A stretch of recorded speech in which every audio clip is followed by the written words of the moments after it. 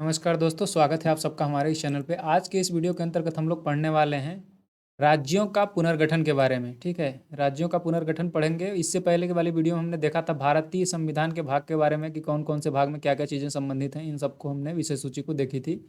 और देसी रियासतों का भारत में विलय किस प्रकार से किया गया था, अलग अलग रियासतों का, ये सब हम लोग पढ़ चुके हैं डिटेल से। अगर आपने वो वीडियो नहीं देखी है तो लिंक डिस्क्रिप्शन में डली हुई है, आप देख लीजिएगा। अभी की इस वीडियो के अंतर्गत हम लोग देखेंगे राज्यों का पुनर्गठन। राज्यों का पुनर्गठन के मतलब ये हुआ, जब राज्यों को सबको, जितने हमारे राज्य थे, जब भारत आज़ाद हुआ तो अलग अलग प्रांतों को मिला के हमारा संघ बनाया गया। संघ मतलब कि हमारा देश बनाया गया। तो उसके बाद क्या होता है कि बहुत सारे जो अलग अलग राज्य थे, अलग अलग प्रांत थे उस समय के, उनको सबको मिला के अलग अलग ग्रुप में सम्मिलित करके एक एक राज्य बनाया जाना था। तो इनके बारे में जो है काफ़ी बाद में अलग अलग लोगों ने विरोध किया कि मतलब इस आधार पे भाषा के क्षेत्र, भाषा के आधार पे राज्य बनाओ, या फिर प्रशासनिक मतलब प्रशासनिक सेवा के आधार पर, मतलब कि प्रशासन करने में जिसमें आसानी पड़े उस हिसाब से आप राज्यों को बनाएंगे। तो इस पे काफ़ी विवाद था, बहुत अलग अलग लोगों का अलग अलग मतभेद था। तो किस प्रकार से कौन कौन राज्यों का गठन किया गया, इसके बारे में हम लोग पढ़ेंगे। ठीक ना, यहाँ से एक लिमिटेड ही क्वेश्चन पूछे जाते हैं, बट क्वेश्चन पूछे जाते हैं। और चूंकि ये इंपॉर्टेंट पॉइंट हैं तो इसलिए हमको इनको पढ़ना भी आवश्यक है।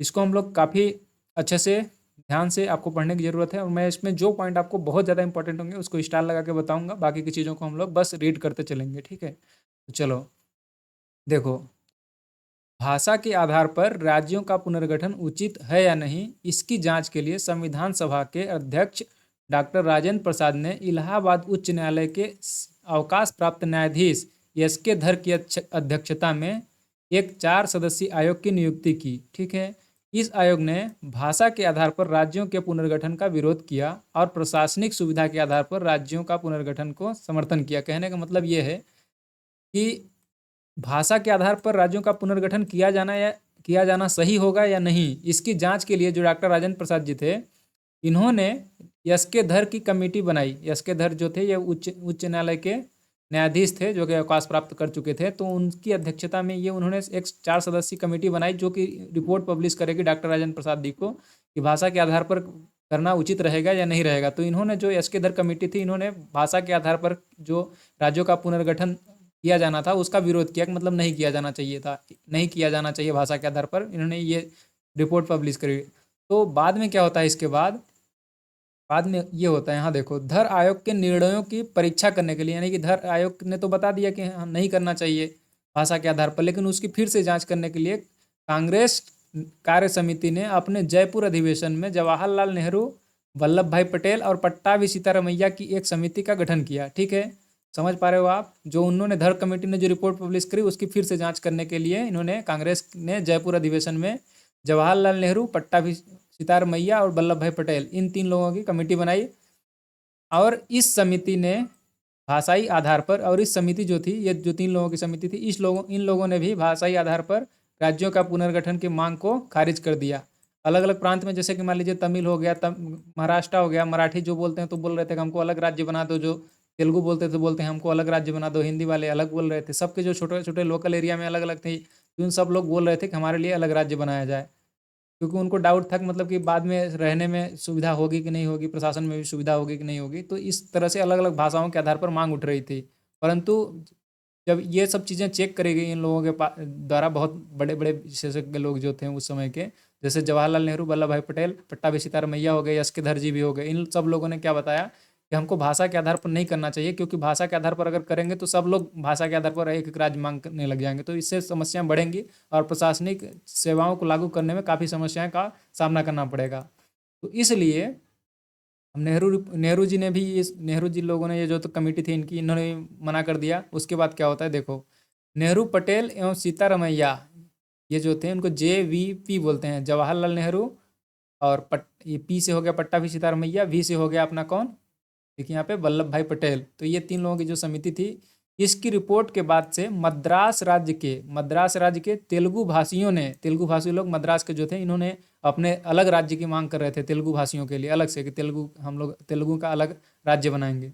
तो इन लोगों ने क्या किया, कोटी श्री रामुल्लू के नेतृत्व में आंदोलन प्रारंभ किया। ये रामुल्लू जो हैं, इनको आपका नाम ध्यान रखना है, ये रामुल्लू जो हैं, इन्होंने अनशन प्रारंभ कर दिया था कि हमको जो है अलग राज्य चाहिए ही, हम लोगों को, तमिल वालों, तेलुगु वालों को, सॉरी, तो तेलुगु वालों के लिए अलग से राज्य की मांग करते हुए रामल्लू जो हैं, देखो 58 दिन के आमरण अनशन के बाद 15 दिसंबर सन 1952 को रामल्लू की मृत्यु हो गई। ये काफ़ी फेमस नेता थे उस समय, जब ये रामुल्लू जो है ना, ये काफ़ी फेमस थे उस समय पे। और ये इन्होंने जैसे अन्ना हजारे मान लो, इस कुछ समय पहले जैसे फेमस थे, उसी तरह से ये भी रामुल्लू जी थे। इन्होंने अलग तेलुगु राज्य की मांग कर रहे थे और इनकी मांगों को सुना नहीं जा रहा था। सभी ने रिपोर्ट खारिज कर दी कि भाषाई आधार पर राज्यों का गठन नहीं किया जाएगा। तो ये जो है अनशन पर बैठ गए और 58 दिन तक अनशन पर बैठे हुए बिना खाए पिए इस तरह से रहे इन्हें। तो इनकी बाद में वहीं पे अनशन के में बैठे हुए सभा में ही मृत्यु हो गई। उसके बाद से तमिल जो तेलुगु समुदाय के लोग थे ये बहुत ज़्यादा गुस्से में आ गए और उन्होंने बहुत सारा अहिंसा करना शुरू कर दिया, ठीक है ना। उसके बाद क्या होता है यहाँ पे देखो, रामुल्लू की मृत्यु के बाद प्रधानमंत्री नेहरू ने तेलुगु भाषियों के लिए पृथक आंध्र प्रदेश की गठन की घोषणा कर दी। क्यों कर दी? क्योंकि ये लोग बहुत ज़्यादा उग्र हो गए थे। मतलब भाई ये जो है बहुत बूढ़े बूढ़े व्यक्ति हो चुके थे, बुजुर्ग व्यक्ति थे रामुल्लू जी। और जब इनकी मृत्यु इस प्रकार से होती है कि तेलुगु समुदाय के अलग राज्य की मांग करते हुए, तो काफ़ी लोगों को बहुत दिल पे आहत हुआ, दिल में दुखी, दिल से दुखी हुए। और इसमें भी प्रधानमंत्री जो हमारे नेहरू जी थे उनको भी बुरा लगा कि चलो ठीक है, इतना जब सब लोग बोल ही रहे हैं तो कर देते हैं। तो इन्होंने क्या किया, तेलुगु भाषियों के लिए अलग पृथक राज्य आंध्र प्रदेश बनाया तेलुगु भाषियों के लिए, ठीक ना। आंध्र प्रदेश का गठन करने की घोषणा कर दी। और देखो 1 अक्टूबर 1953 को आंध्र प्रदेश राज्य का इस प्रकार से गठन हुआ। यह राज्य स्वतंत्र भारत में भाषा के आधार पर गठित होने वाला पहला राज्य था। तो अपन ने इतनी जितनी स्टोरी सुनी है वहाँ पे सिर्फ पॉइंट आपको ध्यान रखने वाला, मतलब रटने वाला चीज़ ये है कि क्वेश्चन यहाँ से पूछा जाता है, इसको आपको ध्यान रखना है कि भाषाई आधार पर गठित किया जाने वाला पहला राज्य कौन सा है। सिर्फ यही पूछा जाता है, भाषाई आधार पर गठित किया गया पहला राज्य कौन सा है, तो आंध्र प्रदेश आपको सही आंसर होगा, आंध्र प्रदेश लगाना है, ठीक है। तो बस इस पॉइंट को आप ध्यान रखिए, भाषा के आधार पर इस प्रकार से आंध्र प्रदेश का पहली बार गठन किया गया। और हम लोग आगे देखेंगे। देखो राज्य पुनर्गठन आयोग के अध्यक्ष फजल अली थे। फजल अली आयोग आपने सुना होगा काफ़ी, इनका नाम फजल अली थे। इनके इनके अन्य सदस्य, जो इस समिति के अन्य सदस्य थे, पंडित हृदयलाल कुंजरू और सरदार एम के पडिक्कर थे, ठीक है।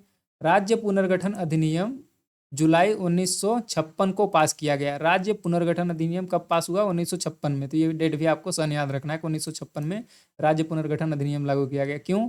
क्योंकि इसके बाद से अलग अलग लोग भी, सब लोगों का जो अलग अलग राज्य थे उनको भी रीस्ट्रक्चरिंग किया जा रहा था कि अब ये ऐसा नहीं रहेगा, अलग अलग हिसाब से उसको बनाया जाएगा। और इसके बारे में देखो, इसके अनुसार भारत में 14 राज्य और 6 केंद्र शासित प्रदेश स्थापित किए गए थे, ठीक है।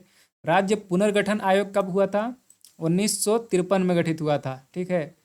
और राज्य पुनर्गठन अधिनियम जुलाई 1956 में पास किया गया। ये दोनों पॉइंट में डिफरेंस है और दोनों को आपको समझना है।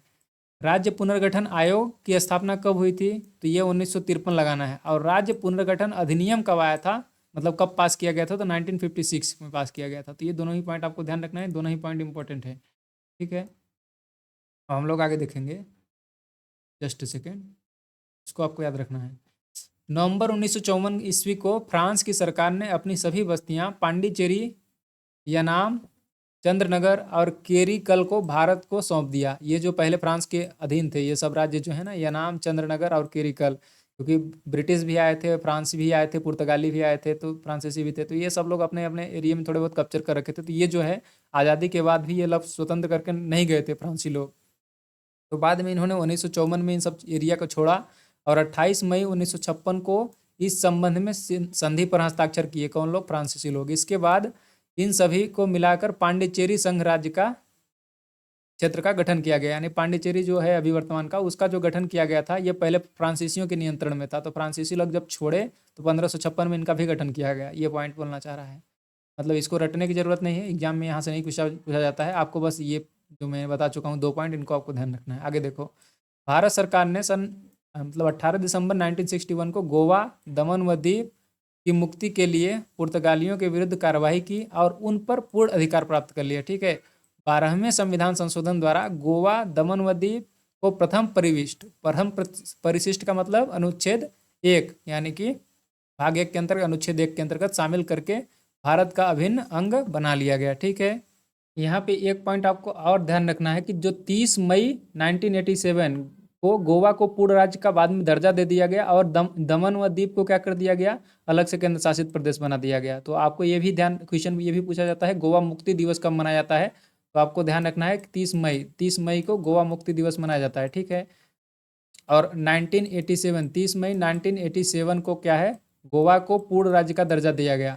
लेकिन गोवा आज़ाद कब हुआ था पुर्तगालियों से, तो ये हुआ था 18 दिसंबर 1961 को, ठीक है। 1961 ये आपको सन याद रखना है, 1961 को गोवा आज़ाद हुआ था, ठीक है। अब हम लोग आगे देखेंगे। देखो, वर्तमान समय में भारत में 28 राज्य और 7 केंद्र शासित प्रदेश हैं। ये आप करेक्ट कर लीजिएगा, अभी चेंज हो चुके हैं जम्मू कश्मीर को अलग होने के बाद से, ठीक है ना।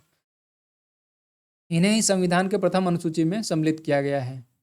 क्षेत्रीय परिषद, भारत में 5 क्षेत्रीय परिषद हैं। क्षेत्रीय परिषद के बारे में हम लोग पढ़ रहे हैं। भारत में कितने क्षेत्रीय परिषद हैं? 5 क्षेत्रीय परिषद हैं। इनका गठन राष्ट्रपति के द्वारा किया जाता है और केंद्रीय मंत्री गृह मंत्री या राष्ट्रपति द्वारा मनोनीत केंद्रीय मंत्री क्षेत्रीय परिषद का अध्यक्ष होता है।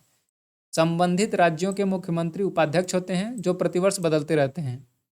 यह केंद्र राज्य संबंधों को सुधारने में महत्वपूर्ण भूमिका निभाती है।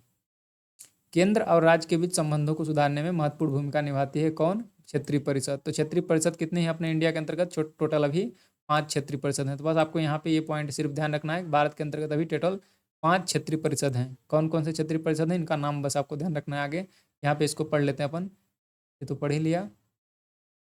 हाँ, क्षेत्रीय परिषद को 1956 ईस्वी के राज्य पुनर्गठन अधिनियम के तहत स्थापित किया गया था। और देखो, उत्तरी क्षेत्रीय परिषद, यह क्षेत्रीय परिषद कौन कौन से हैं? टोटल 5। उत्तरी क्षेत्रीय परिषद, मध्य क्षेत्रीय परिषद, पूर्वी क्षेत्रीय परिषद और पश्चिमी क्षेत्रीय परिषद और दक्षिणी क्षेत्रीय परिषद और पूर्वोत्तर क्षेत्रीय परिषद। लेकिन ये जो है ना, जस्ट सेकंड अपन चेक कर लेते हैं, जस्ट सेकंड। मतलब शुरू में जो है 5 क्षेत्रीय परिषद थे, बट अभी जो है वर्तमान में 6 क्षेत्रीय परिषद हैं। इसको आप एक बार फिर से पढ़िए। कौन कौन से क्षेत्रीय परिषद हैं? उत्तरी क्षेत्रीय परिषद परिषद मतलब जो उत्तर के जो राज्य हैं, जैसे पंजाब, हरियाणा, हिमाचल प्रदेश जो उत्तर में है भारत के, और मध्य वाले में मध्य प्रदेश, उत्तर प्रदेश, उत्तराखंड, छत्तीसगढ़, इस तरह के। पूर्वी क्षेत्र में जो पूर्वी क्षेत्र वाले हैं उनको अलग अलग मतलब जोन में डिवाइड किया गया है। पॉइंट ये है, पश्चिम क्षेत्रीय, दक्षिणी क्षेत्रीय, इस तरह से अलग अलग जोन के अंतर्गत डिवाइड किया गया है। और ये जो है ना पूर्वोत्तर परिषद, ये लास्ट में जोड़ा गया कब? 1971 के अंतर्गत, ठीक है ना। तो इसको आपको अलग से याद रखना है। ये हालांकि यहाँ से क्वेश्चन पूछा नहीं जाता है, जो मैंने आपको पॉइंट यहाँ से एक बार फिर से रिवाइज करवा देता हूँ। आपको ध्यान रखना है, क्या क्या चीज़ ध्यान रखना है। भाषाई आधार पर पहला गठित किया जाने वाला राज्य कौन सा था? आंध्र प्रदेश था। राज्य पुनर्गठन अधिनियम सन 1956 में पास किया गया था और राज्य पुनर्गठन आयोग की स्थापना सन 1953 में की गई थी, ठीक है। बस, गोवा मुक्ति दिवस कब मनाया जाता है? 30 मई को मनाया जाता है। और गोवा पुर्तगालियों से कब आज़ाद हुआ था? 1961। तो बस आपको ये सन रखना है, 18 दिसंबर 1961 को आज़ाद हुआ था। भारत में कितनी वर्तमान में कितनी क्षेत्रीय परिषद हैं? तो टोटल 6 क्षेत्रीय परिषद हैं, ठीक है। बस यहाँ पे हमारा ये जो है राज्य पुनर्गठन नियम, पुनर्गठन जो से रिलेटेड जितनी भी चीज़ें थी ये कंप्लीट होती हैं। अब हम लोग क्या पढ़ते हैं? भारतीय नागरिकता। भारतीय नागरिकता से रिलेटेड क्वेश्चन पूछा जाता है। इसको हम लोग अब नेक्स्ट वीडियो के अंतर्गत पढ़ते हैं। इस वीडियो को हम लोग यहीं पे रखते हैं क्योंकि समय बहुत ज़्यादा हो चुका है, ठीक है। अपन कल पढ़ेंगे क्या? भारतीय नागरिकता। क्योंकि ये इसको कल के लिए इसलिए रख रहे हैं क्योंकि कल जो है काफ़ी इंपॉर्टेंट पॉइंट है ये, इसको आप हल्के में नहीं ले सकते हैं। यहाँ से बहुत सारे क्वेश्चन पूछे जाते हैं कि किस किस आधार पे अलग अलग नागरिकता हमें दे दी जा सकती है और किस किस आधार पर भारत का नागरिक उसको बनाया जा सकता है, और अगर भारत का नागरिक नहीं है तो कैसे किस किस तरह से उसको भारत के अंतर्गत भारत की नागरिकता दी जाती है और छीनी भी जा सकती है। तो ये सब पॉइंट हम लोग पढ़ेंगे ही, ये काफ़ी इंपॉर्टेंट पॉइंट है, तो इसको हम लोग नेक्स्ट वीडियो के अंतर्गत कवर करते हैं, ठीक है।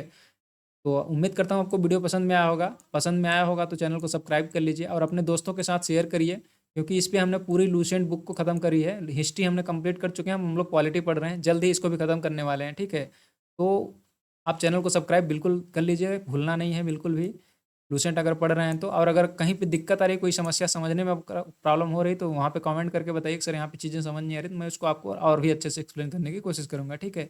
तो मिलते हैं अपन नेक्स्ट वीडियो के अंतर्गत, तब तक इस तरह से हंसते रहिए और मुस्कुराते रहिए। थैंक्स फॉर वॉचिंग दोस्तों।